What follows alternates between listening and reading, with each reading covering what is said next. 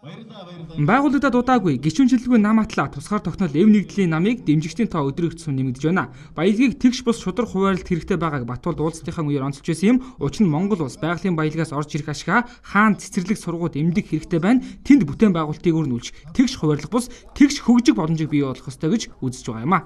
Харлаа, үзлээ, бодлоо тэгэд яг тэгтээ энэ хүний мөрөөдөл сая ярьсан нь надад л таалагдлаа. Ерөөсөө энэ хүн Монголынхаа төлөө аягүйх ярьсан энэ үйлчингээ гэж бодоод аягүйх тийм дэмжих сэтгэл төрсөн. Тэгээд болд гишүүнээ дэвшчээд дэмжихийг уриалж байна. За харин нэр дэвшигчийн зүгээс тус тойргоос улсын хурл сонгогдож байсан баяр сайхантай халт мэтгэлцээнд оролцох саналыг тавьсан юм а. Ер нь аливаа улс төрийн нам бол бодлогоороо өрсөлдөх ёстой. Тийм учраас би ерөөсөө миний гол өрсөлдөгч болох энэ өнгөрсөн 8 жилд энэ Чингэлтэй дүүрэгт нэр дэвшиж сонгогдсон Гард хүүгийн баяр сайхан гишүүнийг бол би халт мэтгэлцээнд урьж байна. За ард иргэдийн хувьд шинээр гарч иж буй тусгаар тогтнол эв нэгдэл хүчин Монголын нийгэмд хуримтлагдсан олон асуудлыг шийдвэрлэж чадна гэдэгт итгэж байгаагаа илэрхийлж байлаа.